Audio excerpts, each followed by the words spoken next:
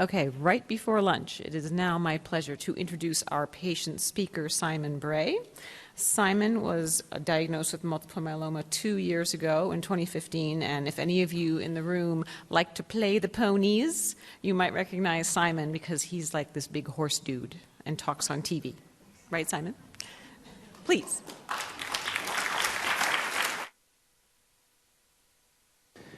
Thank you, Mary, for the introduction, and thank you for the MMRF for having me here to speak today. I've got to know many of Mary and many of her colleagues the last couple of days, and we should all be thankful as patients for the work they're doing, but with all due respect, I hope you guys are unemployed here pretty quickly. Yeah. I'll just give you a little bit of my background. I know everyone's hungry and they want to go to lunch, but yeah, I'm a horse racing broadcaster. I came from England 25 years ago, where horse racing is a mainstream sport. I got into training racehorses, and to cut a long story short, a TV company that started up specifically covering horse racing about 19 years ago approached me and asked me to be an on-air broadcaster, and after turning them down multiple times, I finally accepted.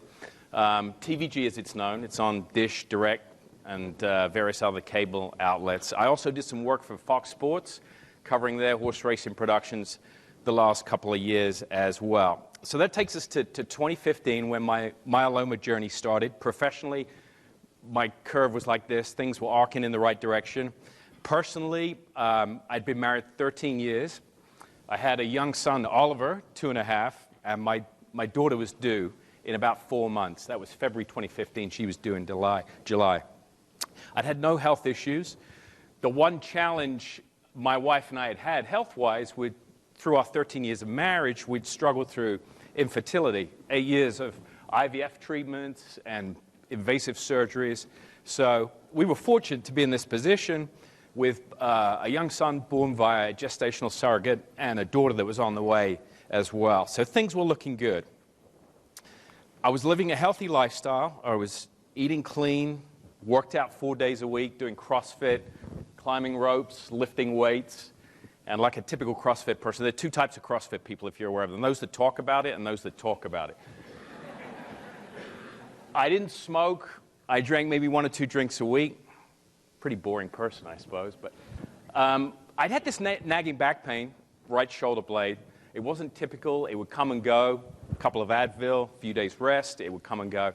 But the unique pain was, for me, every time I ran, when my foot hit the ground, I would get a little jolt. So it wasn't a specific back pain. It wasn't in the lumbar region.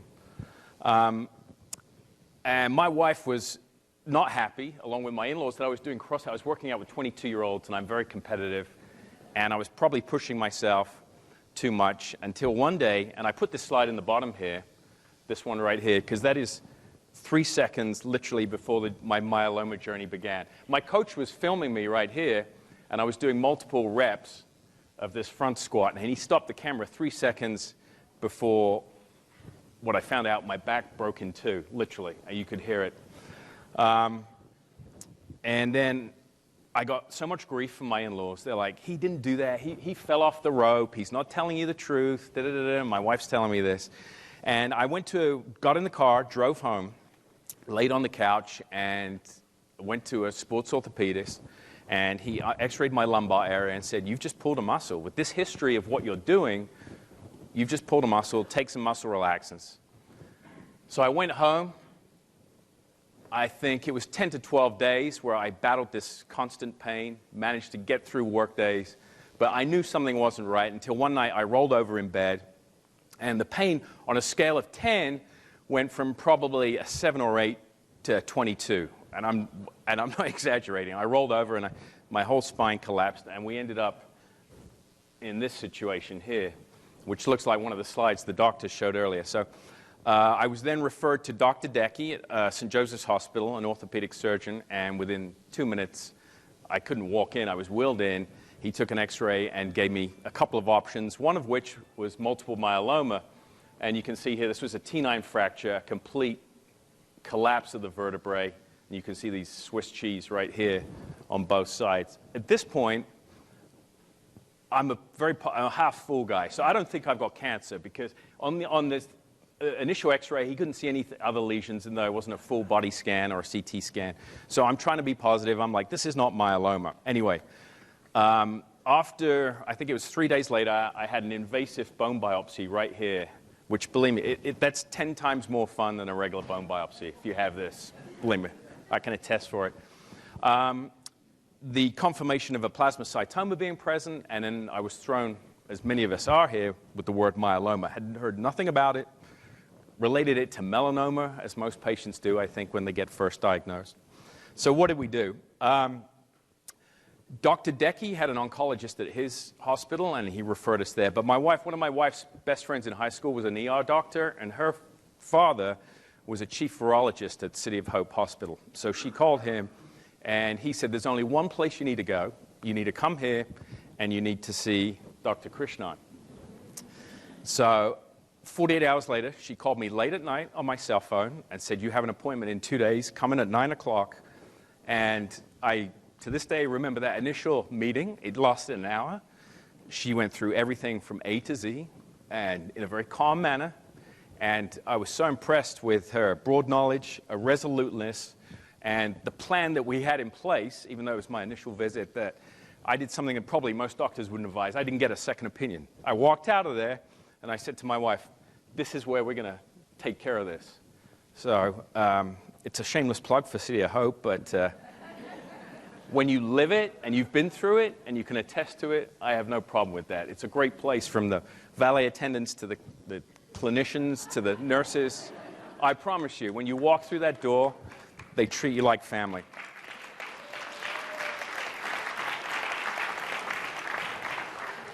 So the plan was in place. So the first thing we had to do was stabilize my spine. So I was in a back brace. My orthopedic surgeon took the liberty of going to Italy for a 4-week vacation. So I had to sit in this for 5 weeks. Then I had what's called a total T9 vertebrectomy. So they took the vertebrae out, put a new one in, and had it stabilized top and bottom here with some rods. So I was in the hospital 5 days, and the recovery was pretty tough because they have to collapse your lung, resect some rib, chest tube. But we got through 5 days of that, and this was 6 days after my surgery. I actually was walking a mile a day, a half a mile in the morning, and half a mile in the afternoon. And within 5 days, was up to 2 miles a day. And the one thing I've learned, and I'll repeat throughout this thing, the biggest takeaway for me through this journey is being in shape, how I recovered and responded every step of the way, because I had surgery, radiation, chemo, transplant, maintenance. And if I could give one piece of advice, is I'm not saying do CrossFit and be an elite athlete, but if you can keep your body in good shape. I was almost arrogant about my health before I got diagnosed. I thought I would never be the guy that would get sick. I would make my coworkers stop eating pizza. I'd tell them to work out. And I'm like, you're going to get sick.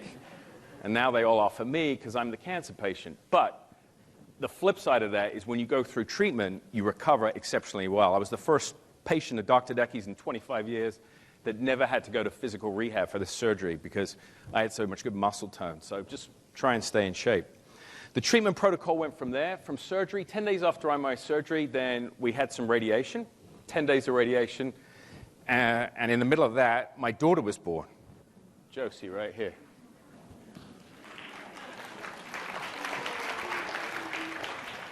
Six pounds, 10 ounces, and extremely healthy. So we got through the 10 days of radiation and then moved straight into the treatment. And the treatment that we've been talking about, RVD. I did that for 4 months, and Zometa infusions, and personally handled all the side effects pretty well. I didn't get many side effects, a little bit of fatigue, of course, standard DEX, no sleep, irritability, and getting aggravated. Zometa infusions, you know, there's associated bone pain if you're not familiar with that. The first one, I had a little bone ache. After that, it dispersed, and it was never a problem. So it was a pretty smooth 4 months. Then we headed into transplant, and Amrita talked about retrieval. City of Hope were doing them inpatient at the time, so they didn't have the day hospital. I did mine inpatient, plus I had 2 young kids, so I didn't want to go home and get infected. So I didn't either have a port because I'd had no IV medication, so I was asked if I wanted one. I didn't want one for 6 weeks. The next time I would use it would be for transplant. I didn't want to clean it, so I just did it peripherally in the arm here, which, believe me, it looks good there, but it's 5 hours with your arms strapped like this. It was like a medieval torture, but it was pretty straightforward. 2 days, 12 million cells. We got enough for 2 transplants. I went into transplant on January the 7th, and I was only in 12 days. And this is my transplant journey. So, I mean, I don't have hair now, and I had pretty little hair there, but we lost my hair on day 11, and it wasn't too bad. The fear of transplant, from somebody, the best advice I could give, the biggest fear I had through this journey outside of the cancer diagnosis was going to transplant. I'd got on the internet, I'd read all the horrible things which can go wrong with transplant, and I was reading allogenic transplants, donor transplants, all this information because I wasn't aware of what I was actually going to go through. And it was misinformation. I would highly suggest not to do that. An autologous transplant, for me, in my experience, it wasn't that bad. The fatigue set in as your white blood cells drop, you get to 0, and then you bottom out. But my piece of advice is to stay active. At City of Hope, you're allowed to walk around the ward, so 10 laps or a mile. I try to do that at least twice a day, morning and night. And the nurse would say to me, when I checked in the first day, she said, your goal here is to walk and take a shower. And the first 2 days, I'm like, how hard is this? I've been climbing ropes. I'm ordering room service. I'm eating. And then she goes, no, believe me, the goal in about 5 days is to walk and take a shower. And you can, as the white counts come down, obviously it gets tougher and tougher and tougher. And I only spent, out of the 11 days in there was only 1 day I physically couldn't get out of bed. But once they start to go up, you'll get your energy back. But it's the best thing you can do is walk and keep active. It stems the fatigue. So went through transplant. Where are we today as far as treatment? Post-stem cell. I did consolidation with Revlimid. I'm missing, actually, and Ninlaro. I'm in a trial that Amrita mentioned through the University of Washington. So it's using Ninlaro Ixazomib in a maintenance setting. So I did consolidation with Revlimid, Ninlaro, and dexamethasone for 4 months. And now I'm on Ninlaro, solely Ninlaro. It's very easy, very tolerable for me. 1 pill, once a week for 3 weeks, and then 1 week off. I did a lot of research on the side effects, and they were GI side effects. I've yet to experience any of those. A little bit of fatigue. I take it Tuesday night. Wednesday mornings are kind of slow to get going, but it's very, very manageable, very tolerable. Where am I today? As of a PET scan last month, that came back completely negative. My bone marrow biopsy is completely negative. I'm used to those because you've heard the word non-secretory. I'm one of the 3% that's non-secretory. So the sick individual I am wanted to know information. I actually asked Amrita a couple of times, can I have a bone biopsy? Because I wasn't seeing, my blood was so good that I wasn't knowing where the myeloma was going. So I requested some bone biopsies. And the good thing for me, personally, in this trial, MRD is involved. So we go deep diving in to see where I'm at. So my first MRD test came back 3 cells per million, which is not negative. I think 1 cell per million or less is negative, but we're almost there. And I'm still awaiting the next round to see where we're at. So things are good, and responding and handling the Ninlaro extremely well. Where am I today personally? Well, I'm raising my young family, back to working out. Instead of doing CrossFit, lifting heavy weights, I now work out at 9:30 with the soccer moms, doing the Jane Fonda. Yeah, doing Jane Fonda, rowing, and trying to maintain a work-life balance. I've always been heavy on the work, and my wife, probably sitting right here, probably say I still need to work on this. But as everyone says, when they get a diagnosis, it changes your life. So I've tried to make that paradigm, that shift of a work-life balance and living life. My son is not a Cubs fan, by the way. He's just designated that team. The takeaways. What advice as a patient? Through my job, I'm very lucky. I have a big voice because we're in 50 million homes. And when I got diagnosed, one of the best resources I had was people calling me up and telling me about their experience. So I would see somebody who's 6 months out of transplant. They're sitting there. They look healthy. They're having a decent meal. They're having a drink. Their hair's started to grow back. And I'm like, this can't be that bad. So I think talking to patients, it's almost like a fraternity when you get diagnosed. Everyone wants to share stories. And they're all unique. heterogeneous stories. Just at an event on Thursday, there were 6 of us patients up in Malibu talking, and I was shocked about how every one of us was on a different medication. And that's the unique disease that we face. So I think we need to share our stories with each other. But my big takeaway, stay active. I've always been very active, but as I said earlier, that helped me through my recovery. And I think it's been a big part of why I've been able to respond. Eat well. Keep doing what you love to do, whatever that may be. For me, it's working out and working. And then don't treat cancer, to me, as a stop sign. It's not a stop sign, but it's a signal to slow down, figure things out, and then move on. I'm from England, so I'm a big fan of the band Coldplay. And in one of their hit songs, they have a great lyric. It's called, "I'd rather be a comma than a full stop." So I apply that each and every day. And then the analogy I like to use is Magic Johnson. And then Rita told me this one day. If you think back 30 years ago when Magic Johnson was diagnosed with HIV, it was a death sentence. But basically, what does he do? He's doing what we're doing. He takes a pill a day, and it keeps him alive. And that's the mindset I have with myeloma at the moment.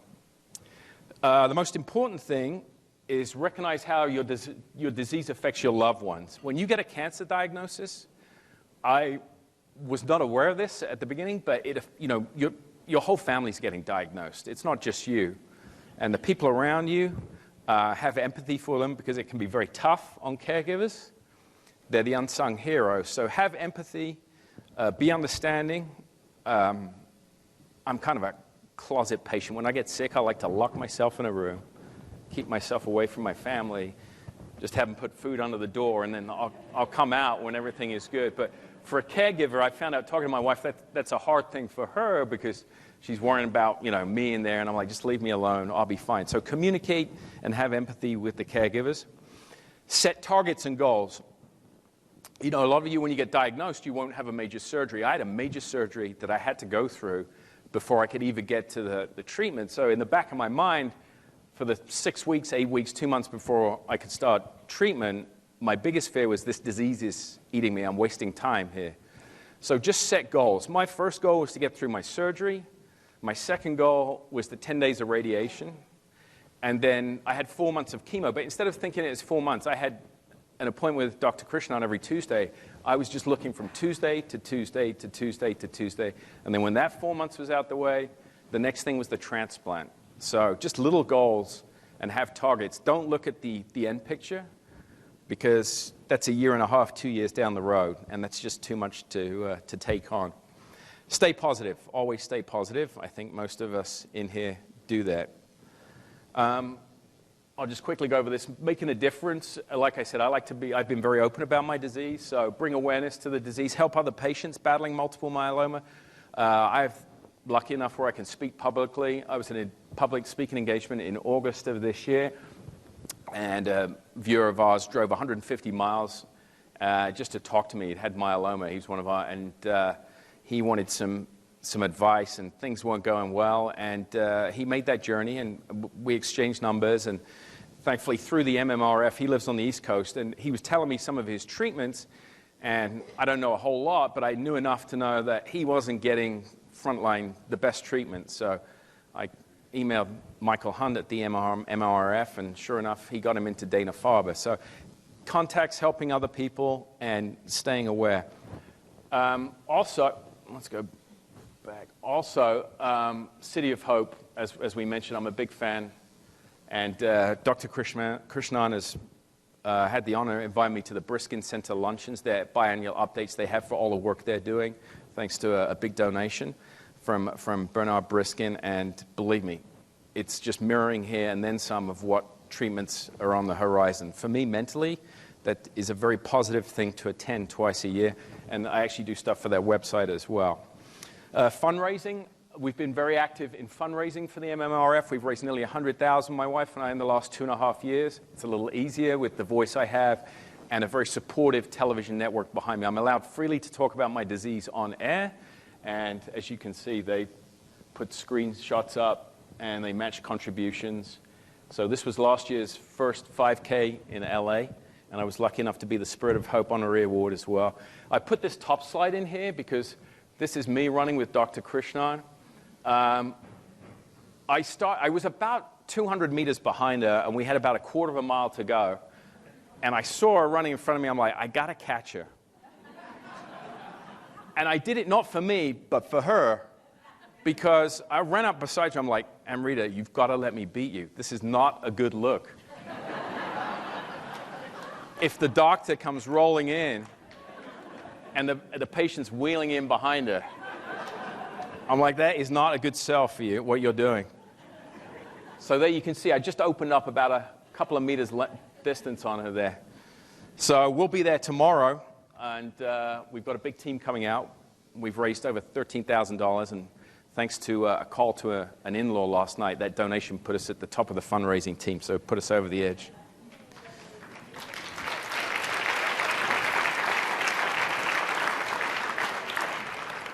And finally, I've gone over time here, but I love sharing my story. Finally, this is where we are today. My wonderful family, Josie, my daughter, who's 2.5, Oliver, my son, and Danielle, my wife. And while I have a moment, and before we let you go, I think most of us realize the unsung heroes through this journey are the caregivers. And 15 years ago, during my marriage vows, one of them was in sickness and in health. Nothing has been more relevant than that in the last 2 years. My wife, who hates being in the spotlight, I just want to recognize her because she has been the rock that has held our family together through surrogacy, through treatments, and I didn't mention this because we weren't going through enough crap, to use a better word. Just before I went into transplant, we said, you know what? We don't have enough stress. Let's buy a house and remodel it as well. So, we got to do that just before transplant and through it. And she has been the rock and the pillar that has got us all through this. So I just want to thank her if she could stand up.